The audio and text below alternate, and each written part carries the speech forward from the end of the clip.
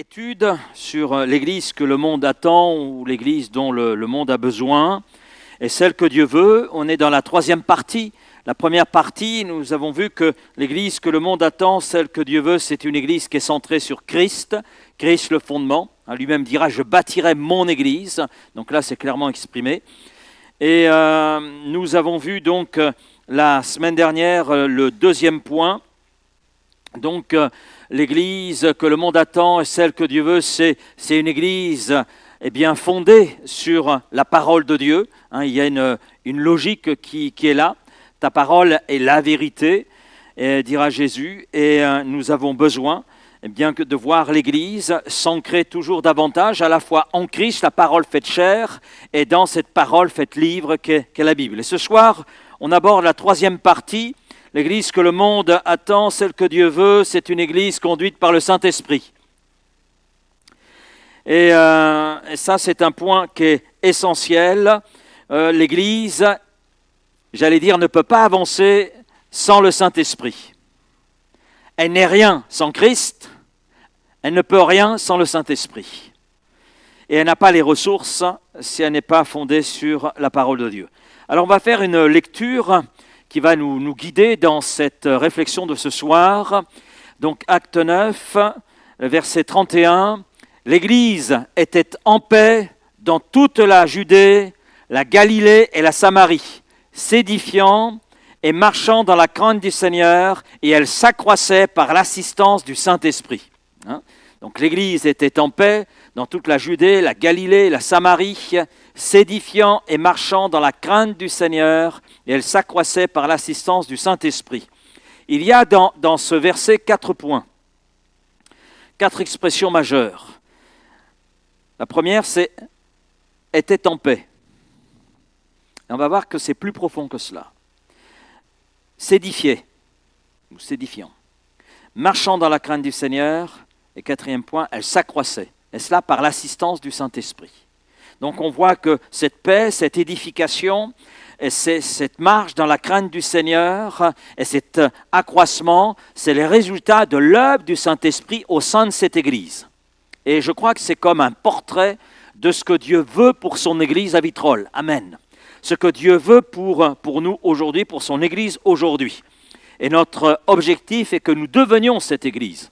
Nous voulons être une église locale, conforme à la pensée de Dieu, conforme à ce que Dieu veut, et être cette église dont le monde a besoin, que le monde attend.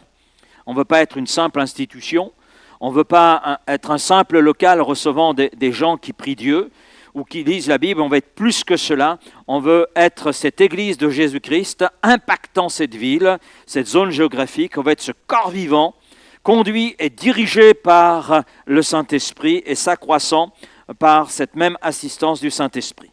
Alors, la première réflexion, c'est l'Église était en paix. L'Église était en paix.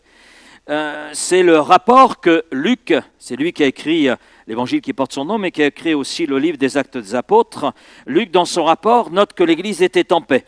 Alors, cela ne veut pas dire que l'Église ne faisait face à aucun défi, non, mais que Christ, le prince de la paix, était vivant et agissant dans son Église.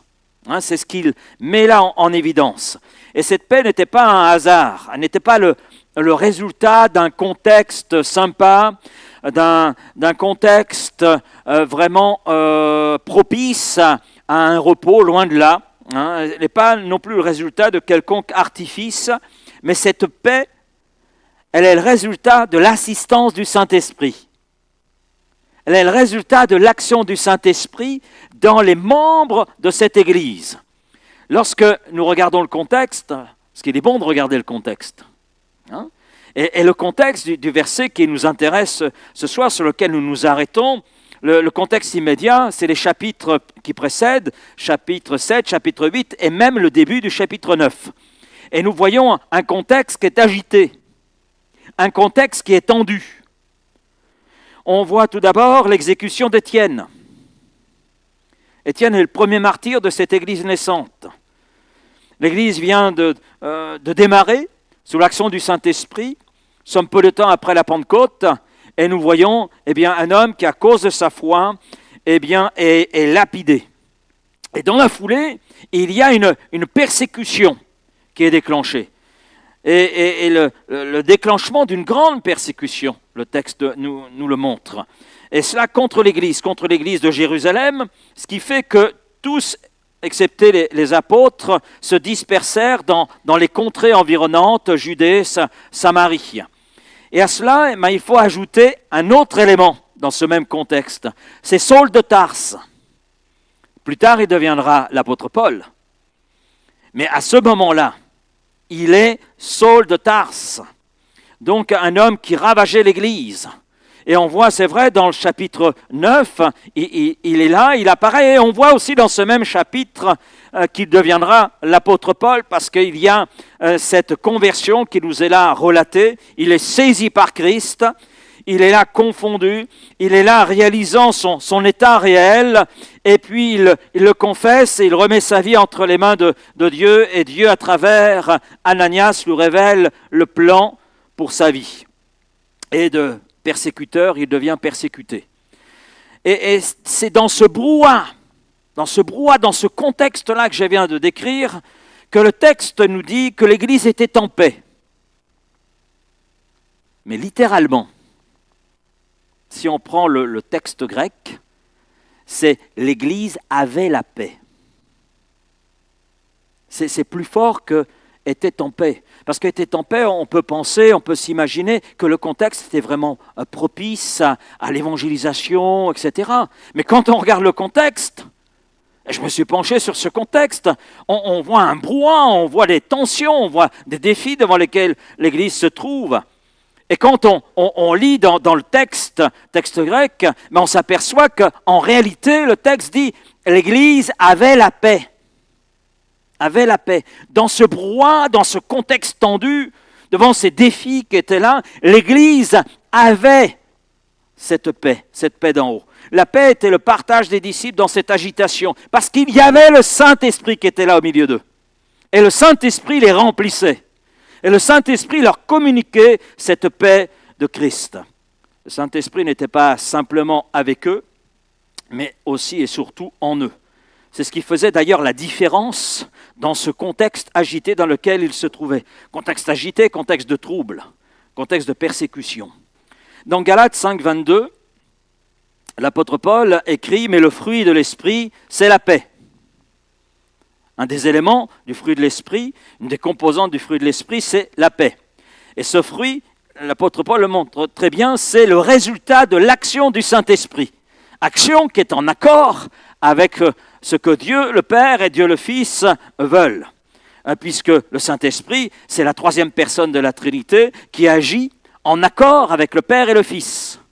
Chacun ayant dans ce plan de salut une responsabilité. Le Père a conçu ce plan de salut, le Fils le réalise, et c'est le Saint-Esprit qui agit dans nos vies pour rendre réel la mort de Jésus-Christ, rendre réel dans le sens, nous amener à réaliser notre état de péché, nous amener à réaliser la valeur du sacrifice de Jésus et à saisir ainsi le pardon. Et à partir de là, le Saint-Esprit véhicule la paix de Christ en nous et il la fait grandir. Donc ce fruit de l'Esprit était présent dans le cœur des disciples, ce qui leur permettait de demeurer fermes en Christ, et cela quoi qu'il arrive. Et c'est cette paix d'ailleurs qui remplissait le cœur d'Étienne. C'est cette paix-là, cette paix communiquée par le Saint-Esprit qui a habité sa vie, puisqu'il est précisé un petit peu plus tôt qu'Étienne était un homme rempli de l'Esprit. Rempli de l'Esprit. Il y avait cette plénitude de l'Esprit sur sa vie. Et cette paix que procure le Saint-Esprit, bien, c'est un terrain fertile pour l'édification, pour la croissance. Sans cette paix intérieure, l'Église se serait retrouvée seule dans la lutte, seule dans ce contexte de trouble, et elle aurait été fortement ébranlée. Elle aurait sombré d'ailleurs. Mais parce que le Saint-Esprit la remplissait, parce que le Saint-Esprit communiquait la paix à chacun des membres de cette Église, eh bien dans ce contexte de trouble, dans ce contexte de persécution, la paix était là et leur permettait de tenir debout. Cette paix l'animait, animait cette Église, cette paix remplissait les cœurs. Et lorsque l'Église est animée non par l'homme mais par le Saint-Esprit, elle peut vivre cette paix. Amen. quoi qu'il se déroule autour, quel que soit le contexte dans lequel elle peut là se trouver. Lorsque le Saint-Esprit anime l'Église vit dans cette paix et avec cette paix, dans ce repos qui permet d'avancer malgré les défis, malgré les épreuves, malgré les difficultés, malgré les oppositions. Et on voit encore aujourd'hui, il y a plus de 380 millions de chrétiens qui sont en souffrance dans notre monde. Dans certains pays, la persécution est terrible, mais la paix les accompagne. La paix est là dans leur cœur. La paix est là, parce que le Saint-Esprit est là avec son Église. Le deuxième élément, c'est édifiant. La paix était en eux, la paix était avec eux. La paix remplissait l'Église, remplissait leur vie par cette action du Saint-Esprit qui avait cette libre action au milieu d'eux. Mais cette Église, toujours par le Saint-Esprit, elle s'édifiait. Et le texte dit que l'Église s'édifiait, et le mot qui est traduit et qui donne en français « édifier », en réalité est composé de deux mots. Deux mots pour en traduire un en français. Ce qui fait qu'on peut traduire littéralement notre texte « L'Église était en paix dans toute la Judée, la Galilée, la Samarie, et elle construisait la maison ». On peut traduire comme cela. Le mot « édifier » ici, littéralement, c'est construire une maison. Et la maison, c'est l'Église. Ma maison sera appelée une maison de prière. Une maison de prière pour les nations. Et c'est la volonté de Dieu. L'Église, c'est une maison. Une maison où les pierres vivantes, ce sont ceux qui composent cette maison. À savoir les croyants, les disciples de Jésus-Christ. Et nous formons ces pierres vivantes que Christ rassemble, assemble, non seulement rassemble, mais assemble. Et ce n'est pas toujours évident, hein. On est si différents. Et pourtant, il nous assemble les uns les autres afin que l'on forme sa maison. Sa maison. Et Jésus utilise d'ailleurs le même mot. Le même mot lorsqu'il dit « je bâtirai mon église ». Littéralement, je construirai ma maison. Ma maison. L'église, c'est la maison de Christ. Et j'aime beaucoup cette expression, construire la maison. La maison, ça nous parle d'intimité. La maison, ça nous parle d'un lieu dans lequel on est bien. Non ? Qu'allez-vous faire après la réunion ? Vous allez rentrer dans votre maison. Et je suis sûr que lorsque vous allez ouvrir la porte de votre maison, de votre appartement, vous allez dire « Ah, on est bien ». Et certains vont dire « On est même très bien parce que la pizza sera là prête à manger. » Amen. Voilà. Donc oui, et c'est cette image que Jésus utilise, et c'est cette image que nous voyons et qui est utilisée par Luc. L'Église était en paix, s'édifiant, la maison se construisait par l'action du Saint-Esprit dans les cœurs des uns et des autres, faisant son œuvre dans la vie des croyants. Et je crois que le Saint-Esprit n'en a pas fini avec chacun d'entre nous. Bon, je sais pour ma part qu'il n'en a pas fini avec moi, et je sais qu'il y a encore du travail à faire, et je veux qu'il l'accomplisse, afin qu'il y ait un meilleur assemblage avec mes frères et sœurs. Donc Christ, par le Saint-Esprit, édifie, construit son Église, pierre sur pierre, afin de la rendre forte, c'est son but, afin de la rendre robuste, mature dans la foi, et dans cette communion avec le Saint-Esprit, dans la compréhension et l'obéissance de la parole du Seigneur. Et cela demeure toujours le désir de Christ pour son Église aujourd'hui, c'est son désir pour l'Église locale de Vitrolles. Amen. Troisième élément, marchant dans la crainte du Seigneur. Verset souligne que l'Église marchait dans la crainte du Seigneur, toujours par l'assistance, avec l'aide du Saint-Esprit. Et souvenons-nous, il est appelé le consolateur par Jésus, c'est-à-dire celui qui est à côté pour porter, pour accompagner, pour secourir. C'est là ce que signifie ce mot, pour être l'avocat aussi, donc pour défendre, apporter la protection. Et le mot crainte, phobos en grec, ne veut pas simplement signifier une peur qui paralyse. Non, ce n'est pas dans ce sens-là que le mot est utilisé ici, mais il est utilisé dans le sens d'une révérence, d'une attitude de respect, d'obéissance et de dépendance à Dieu. En fait, Luc est en train de nous dire que par l'assistance du Saint-Esprit, l'Église qui est là, qui vit dans des temps de troubles, non seulement avait la paix, mais cette Église était là marchant dans cette dépendance de Dieu. Et elle réalisait cela, elle était consciente de cette réalité, ce qui fait qu'elle était capable d'affronter les défis devant lesquels Dieu la plaçait. Et c'est très intéressant de voir cela. L'Église était là, animée de cette paix venant du Saint-Esprit, de cette révérence. Et c'est très intéressant de voir le mot grec à l'origine. Le mot grec à l'origine, phobos, qui est traduit par peur ou crainte selon les contextes, à l'origine, ça signifiait retrait. Retrait, se mettre en retrait. Fuir. Fuir parce qu'on se sentait inadéquat. Fuir parce qu'on se sentait sans les ressources appropriées. C'est là ce que signifie à l'origine ce mot. Ce qui veut dire que lorsque on regarde ce texte, l'Église marchait dans la crainte du Seigneur, elle marchait non seulement dans cette dépendance, mais elle était consciente des besoins qui étaient les siens, consciente que sans les ressources venant du Seigneur, elle ne pouvait pas accomplir cette volonté du Seigneur. Elle était consciente de cela. Et c'est vrai, à bien y regarder, sans Christ, nous sommes sans ressources suffisantes,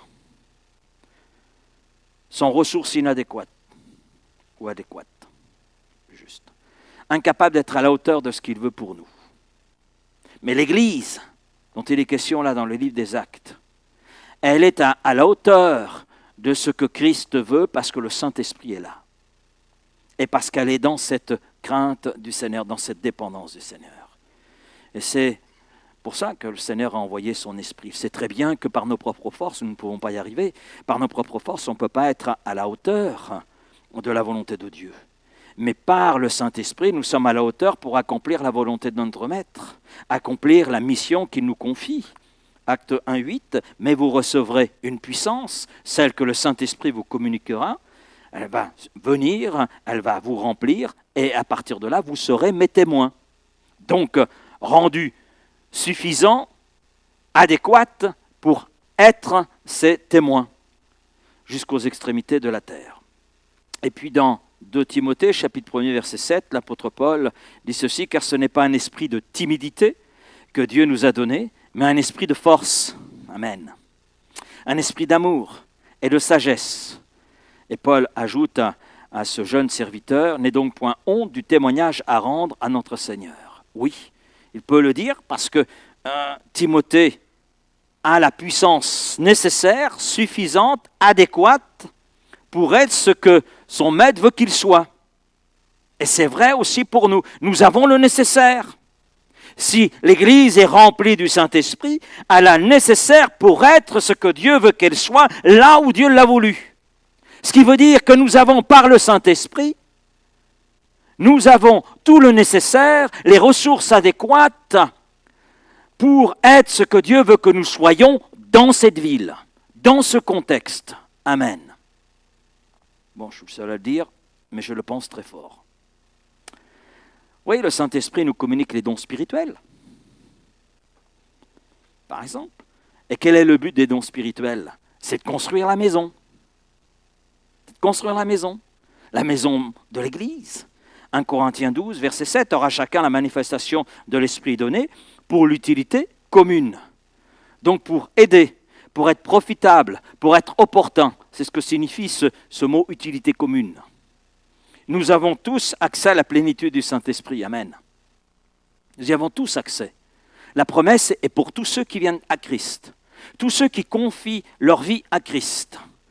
C'est ce que, d'ailleurs, l'apôtre Pierre apportera en témoignage le jour de la Pentecôte. il parle de cette plénitude du Saint-Esprit qui est là à la disposition de tous ceux qui viennent à Christ, qui confient leur vie à Christ. Parce que Christ a un plan pour son Église, il a un plan pour chacune de nos vies, mais pour accomplir son plan en tant qu'Église et sur un plan individuel, nous avons besoin de ces ressources adéquates et c'est le Saint-Esprit qui nous communique le nécessaire. Luc fait une précision, la crainte du Seigneur. Cela fait référence à une profonde révérence, à un profond respect envers Christ. Envers Christ. Et d'ailleurs, il ne dit pas la crainte de Christ, la crainte de Jésus-Christ, mais la crainte du Seigneur. Parce que le mot Seigneur signifie celui qui a tout pouvoir, toute autorité. Donc, il va plus loin simplement que Jésus, celui qui est le Sauveur, que Christ, celui qui est oint, l'envoyé de Dieu. Non, celui qui est le Seigneur. Celui à qui tout pouvoir, toute autorité dans le ciel et sur la terre ont été donnés. Donc cela fait référence vraiment à une profonde révérence, respect envers celui qui peut tout. Amen. Tout en nous, tout dans l'Église, tout avec et par l'Église. Donc reconnaître qu'il est le centre de tout, reconnaître notre place et que nous sommes dépendants de lui, dépendants de Christ. D'ailleurs, lui-même le dira, sans moi vous ne pouvez rien faire. Et c'est la raison pour laquelle, il remplit ses disciples, il remplit son Église du Saint-Esprit. Donc cette crainte du Seigneur n'était pas une peur servile, j'allais dire, mais une attitude de respect, une attitude d'obéissance, une attitude de dépendance totale envers Christ, le chef de l'Église, le Seigneur, celui qui a voulu l'Église, celui qui bâtit sa maison. Et pourquoi c'est essentiel ? Pourquoi c'est essentiel ? Une Église conduite par le Saint-Esprit ne peut pas négliger la sainteté, l'engagement, la séparation d'avec le péché. C'est ce que sous-entend ce mot, la crainte du Seigneur. Et puis comme je l'ai dit, le mot à l'origine signifie retrait. Retrait. C'est-à-dire se retirer de ce qui est inutile. Se retirer de ce qui est vain. Se retirer de ce qui n'est pas utile. De ce qui n'est pas édifiant. Afin de recevoir justement ce qui est opportun, les ressources suffisantes pour être justement ce que Dieu veut que nous soyons. Et puis la crainte du Seigneur attire la bénédiction.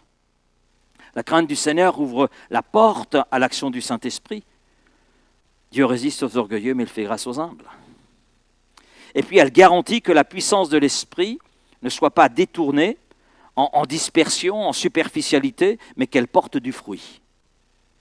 Donc on a une Église qui par le Saint-Esprit dans la crainte du Seigneur, donc en retrait par rapport aux choses qui l'entourent, par rapport aux choses de ce monde, par rapport à ce qui appartient au royaume des ténèbres, et elle est là concentrée sur ce qui appartient au royaume du Seigneur, au royaume de Dieu. Elle s'attache à ces choses et elle vit, c'est son choix, dans cette dépendance du Saint-Esprit, et elle voit cette assistance du Seigneur se manifester en son sein. C'est exactement ce que Dieu veut pour nous. Il veut la même chose pour chacun d'entre nous. Il veut la même chose pour son Église aujourd'hui. Quatrième point, et elle s'accroissait, il y a une continuité, et elle s'accroissait par l'assistance du Saint-Esprit. L'Église s'accroissait. Et littéralement, c'est l'Église était rendue pleine. Était rendue pleine. C'est-à-dire jusqu'à sa capacité maximale, dans son potentiel. Et on peut utiliser des synonymes, c'est-à-dire qu'elle multipliait, elle augmentait, elle abondait. Elle abondait. Et c'est très intéressant parce que le mot qui est utilisé par Luc, elle s'accroissait, signifie elle augmentait, elle se multipliait, elle se développait. Et ce n'est pas simplement une croissance, j'allais dire, quantitative, en nombre de membres, c'est plus que cela. C'est en qualité, en maturité spirituelle. Donc il y avait, oui, cette croissance numérique, mais il y avait cette croissance spirituelle. L'Église rentrait dans cette plénitude de ce potentiel du Saint-Esprit qui était là en son sein. Waouh! Entre nous, je ne pense pas que nous avons atteint tout le potentiel du Saint-Esprit au milieu de nous. Nous ne sommes pas encore arrivés à la hauteur de cette Église. C'est la volonté du Seigneur pour nous. Amen. Pour son Église. Nous sommes en route, nous sommes en chemin. Nous allons y arriver. Amen. Si ces hommes et femmes qui aimaient Christ y sont arrivés, nous pouvons y arriver. Et là, si vous êtes d'accord avec moi, vous pouvez dire Amen. Hein? Vous savez, ce qui se passait dans cette église, ce n'est pas le résultat d'une bonne organisation ou d'une stratégie d'action humaine. Ce n'était pas en raison non plus d'une bonne utilisation des technologies qu'il y avait à l'époque. Ce n'était pas non plus en raison de ministères d'évangélistes de renom. Le texte dit bien par l'assistance du Saint-Esprit. Maintenant, il ne faut pas se méprendre dans ce que je dis. Je ne dis pas que ce que je viens de citer est inutile. Mieux vaut avoir une bonne communication qu'une mauvaise. Hein? Et ça se travaille. Et puisqu'on a des outils qui sont mis à notre disposition, il est bon de les utiliser. L'apôtre Paul a su utiliser les outils qui étaient là à sa disposition. Et nous devons aussi faire de même, surtout quand il s'agit de faciliter la diffusion de l'Évangile. Mais cela doit rester des outils. Des outils. Et doivent être utilisés sous l'autorité et l'aide du Saint-Esprit. Le mot traduit en français par assistance, elle s'accroissait, c'est-à-dire elle était dans son plein rendement, plein régime, son plein potentiel. Et bien sûr, de là, il y avait une croissance numérique. Mais le mot assistance est très intéressant. Et il est utilisé uniquement dans ce verset, mais aussi en relation avec un autre texte, Jean 14, 16, où il est question du Paraclète, du Consolateur. Et c'est très intéressant. Le mot traduit par assistance, en fait, littéralement, on pourrait le traduire par encouragement. Encouragement. Par consolation, par exhortation, et donc par extension, assistance. Et c'est ce même mot que Jésus utilise de façon un peu différente, mais c'est la même racine que Jésus utilise pour parler du Saint-Esprit comme le consolateur, c'est-à-dire l'aide, l'encourageur. Encourageur. Celui qui assiste, celui qui est à côté d'eux. Donc on pourrait donner une traduction littérale, elle se multipliait par l'encouragement du Saint-Esprit. Ou encore, elle croissait sous l'action consolatrice et puis l'action stimulante du Saint-Esprit. On pourrait traduire le texte ainsi, sans dénaturer justement ce texte, sans dénaturer la pensée qui est là exprimée par Luc. Et cette phrase finalement nous enseigne que la croissance de l'Église, ça ne dépend pas d'efforts humains. Non, mais de la présence active du Saint-Esprit. En fait, c'est ça. Elle a atteint son plein potentiel parce que cette Église avait la paix. Saint-Esprit déversait la paix dans le cœur de ces hommes et femmes qui composaient cette Église à ce moment-là. Et puis, on la voyait s'édifier. Elle construisait la maison de Christ. Elle marchait dans la crainte, dans le respect, dans la dépendance du Seigneur. Et là, elle vivait une croissance, un développement dans son potentiel, le potentiel que Dieu avait communiqué à son Église à ce moment-là et qu'il voulait par rapport à ce contexte. Mais ce n'était pas des efforts humains, c'était l'assistance du Saint-Esprit, cette action active du Saint-Esprit qui permettait tout cela. Et j'irai plus loin en disant que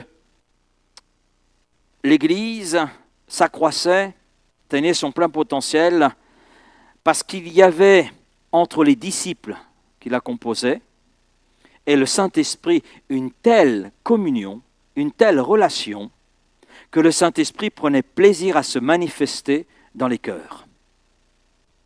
Et moi je me pose la question, Seigneur, est-ce que tu prends plaisir à te manifester dans ma vie? Est-ce que tu prends plaisir à te manifester dans l'église locale? Et c'est en raison de tout ce que nous avons vu précédemment, en parlant de la paix et de la crainte du Seigneur, que je peux dire cela, que le Saint-Esprit prenait vraiment plaisir dans cette église. Et c'est ma prière, Saint-Esprit prend plaisir dans ma vie, prend plaisir dans l'église. Prend plaisir là au milieu de nous. Parce que le Saint-Esprit est source de vie, source d'expansion. Le Saint-Esprit agit comme ce moteur invisible qui pousse l'Église à grandir, qui pousse l'Église à atteindre tout son potentiel, tout le potentiel que Dieu réserve pour son peuple, pour son Église. Et à partir de là, il réconforte, il encourage. L'Église, à ce moment-là, comme nous l'avons vu, comme je l'ai souligné, traversait des moments difficiles. Il y avait un certain nombre de défis, il y avait la persécution, mais le Saint-Esprit était là, réconfortant cette Église, encourageant cette Église. Et puis, il inspirait, le Saint-Esprit inspirait les apôtres, inspirait les disciples, il inspirait la prédication, il inspirait le témoignage. Puisqu'on sait par exemple que l'Église de Rome, qui a eu un tel impact dans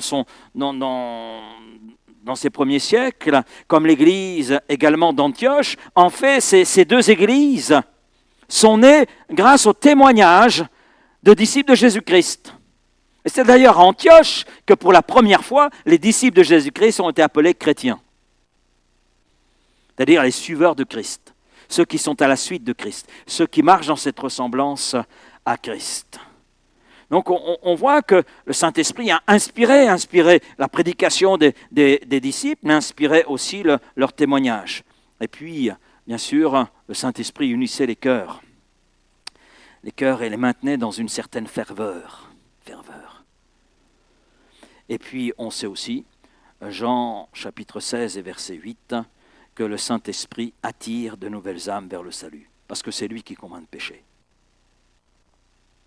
On peut avoir le meilleur vocabulaire qui soit, et la meilleure des connaissances des textes bibliques qui soient, mais sans le Saint-Esprit, ce ne sont que des mots qui défilent. Parce que c'est le Saint-Esprit seul qui peut convaincre de péché, de justice, de jugement, et conduire le pécheur à plier les genoux devant celui qui est le Sauveur, devant celui qui est l'unique médiateur entre Dieu et les hommes. Et on s'aperçoit que ce n'est pas simplement une croissance organisationnelle, mais c'est une expansion spirituelle portée par la vitalité que communique le Saint-Esprit à cette Église. Et puis, l'action de l'Esprit complète la marche dans la crainte du Seigneur. Le verset, je reviens sur ce verset, « Marchant dans la crainte du Seigneur », ça nous parle de quoi? Ça nous parle de cette dimension verticale, c'est-à-dire la sainteté, le respect de Dieu. La relation de cette Église avec celui qui est le Seigneur, celui qui est son chef. Parce que Christ est le chef de l'Église. Ce n'est pas le pasteur, ce n'est pas un CA. Non, c'est Christ qui est le chef de l'Église. Le pasteur, le CA ne sont que des intendants, voilà, qui ont besoin de toute la grâce du Seigneur, de la sagesse et de l'aide du Saint-Esprit pour accomplir la tâche à laquelle ils sont appelés. Mais c'est cette dimension verticale dont il est question, marchant dans la crainte du Seigneur, marchant dans cette communion avec le Seigneur, dans cette sainteté, dans ce respect de Dieu. Et puis, elle s'accroissait par l'assistance du Saint-Esprit, ça nous parle de cette dimension horizontale. Ça nous parle de l'impact, de la multiplication, du témoignage qui est là. Et ces deux aspects sont inséparables. Une Église qui marche dans la crainte du Seigneur attire la faveur divine, attire l'action du Saint-Esprit, favorise l'assistance du Saint-Esprit. Et puis une Église assistée par le Saint-Esprit, elle rayonne, elle a un réel impact. Elle porte du fruit à la gloire de son chef. La croissance, c'est aussi un signe de vitalité de l'esprit. L'expression « elle s'accroissait » montre que l'Église est finalement un organisme vivant. Ce n'est pas quelque chose de statique, mais un organisme vivant. Ce n'est pas une institution.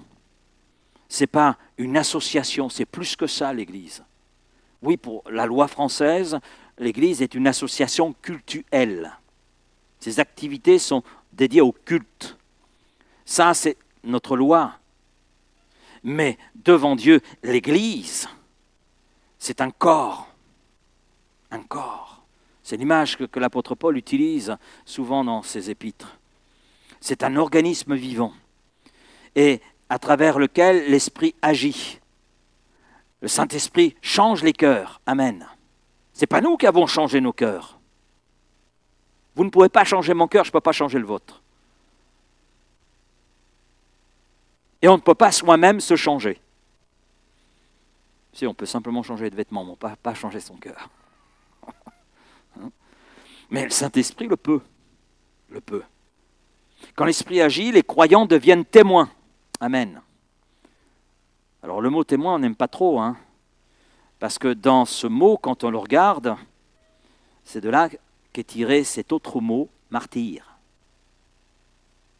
Être un témoin de Christ, c'est accepter de mourir, d'aller jusqu'à la mort s'il le faut. Sommes-nous prêts à cela?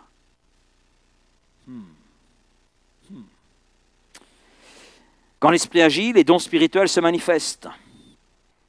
Quand l'Esprit agit, les miracles et guérisons accompagnent la prédication. Quand l'Esprit agit, l'amour et la vérité grandissent. C'est pourquoi Luc ne dit pas « elle s'accroissait par ses efforts et ses programmes », mais elle s'accroissait par cette assistance du Saint-Esprit, par cette action, par la consolation, par l'encouragement, par le réconfort, là, du Saint-Esprit. Et cela a des implications pour nous, bien sûr. Nous devons reconnaître que la multiplication, l'impact, la croissance, ça vient de Christ par le Saint-Esprit. Quand bien même on mettra en place les meilleurs programmes qui soient. Ce ne sont pas les programmes qui produisent la croissance, c'est le Saint-Esprit qui produit la croissance. Le tout est que les programmes soient en accord avec ce que le Saint-Esprit veut. Et cela nous appelle à rechercher justement le Saint-Esprit, à dépendre davantage de lui, afin qu'il nous conduise, qu'il nous donne la direction qu'il faut et qu'il nous communique les dons qui sont là nécessaires. Et puis cela nous rappelle combien nous avons besoin de grandir dans ce partenariat, un partenariat étroit avec le Saint-Esprit. Et puis j'irai plus loin, lui donner carrément les rênes de nos vies, les rênes de l'Église. Saint-Esprit, fais ce que tu veux dans ma vie, fais ce que tu veux dans ton Église. Et puis si nous regardons attentivement ce verset 31 sur lequel on s'arrête ce soir, nous pouvons dire que la progression à la fois spirituelle et numérique de l'Église ne dépend finalement que de l'action du Saint-Esprit, mais ce qui est mis en évidence, parce que c'est là mis en évidence, c'est la qualité de la marche spirituelle de chacun de ses membres. Et oui, ils sont là en plein accord avec le Saint-Esprit. Ils suivent les directives du Saint-Esprit, marchant, s'édifiant. Donc, ils sont là dans cette action, dans cette communion, dans cette collaboration, dans cette coopération avec le Saint-Esprit. Leur obéissance, leur niveau de crainte du Seigneur et leur soumission au Saint-Esprit, eh bien, a permis au Saint-Esprit d'accomplir l'œuvre, toute son œuvre, et permettre à l'Église d'atteindre tout son potentiel. Tout son potentiel. On n'a pas encore atteint tout notre potentiel. On a une marge de progression qui est énorme. Énorme. Car lequel d'entre nous ce soir peut dire la marge limite du Saint-Esprit est là? On ne peut pas le dire. Le Saint-Esprit étant Dieu, qui peut mesurer la marge de progression du Saint-Esprit, puissance de Dieu. Alors je voudrais terminer avec quelques témoignages.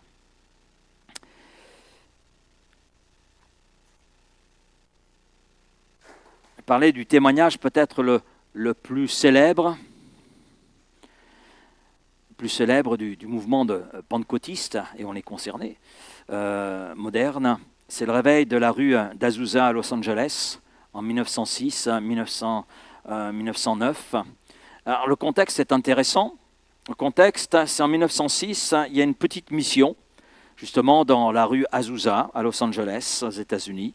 Il y a un pasteur afro-américain, William Seymour, et qui a des difficultés pour aller dans une école biblique, puisqu'il était de couleur, et il y avait quelques soucis, il y en a encore, hein, le racisme n'a pas disparu de notre planète Terre, et mais il était autorisé à être en retrait, voilà, sur sa chaise, et écouter les cours, mais Dieu a agi à travers sa vie, et il a commencé à prêcher la promesse du Saint-Esprit, ce qui était là annoncé dans le livre des Actes des Apôtres.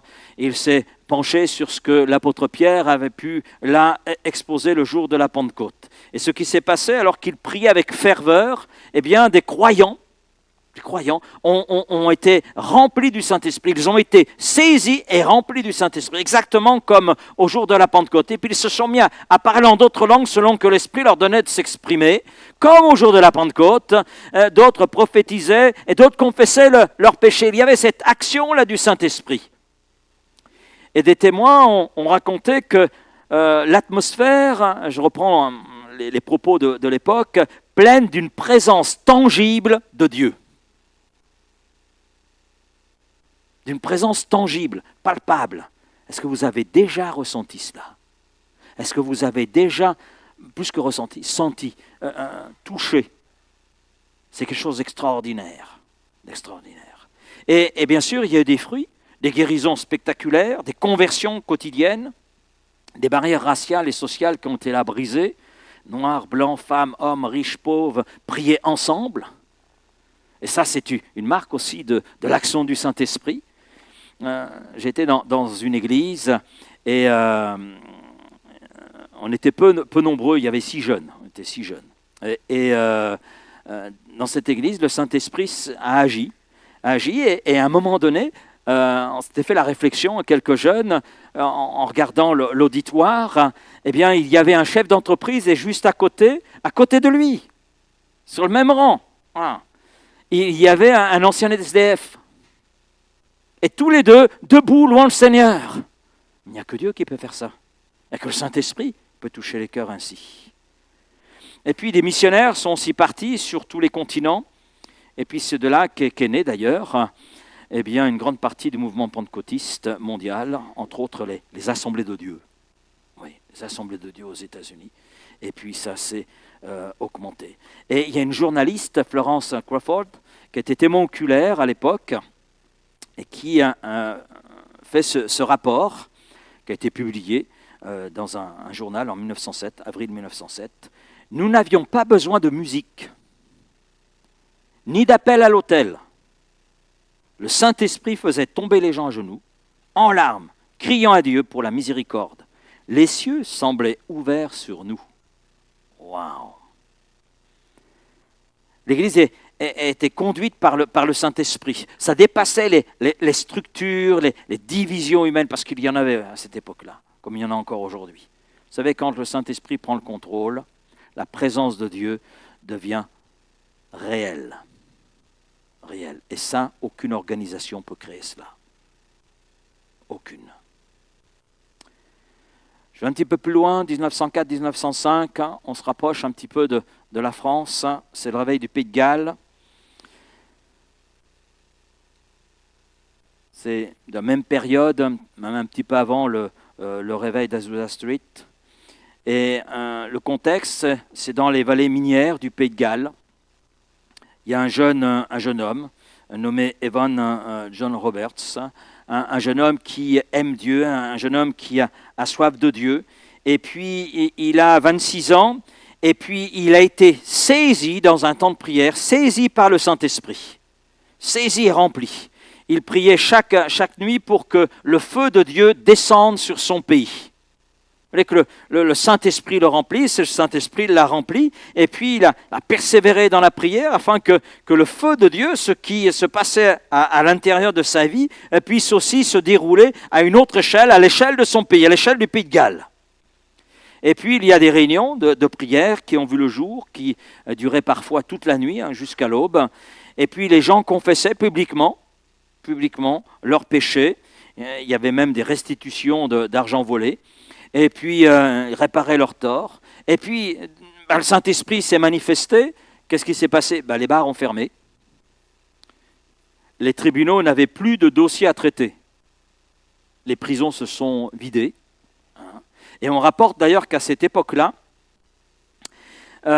les policiers n'ayant plus de travail, en fait, ils composaient des chorales pour animer les cultes.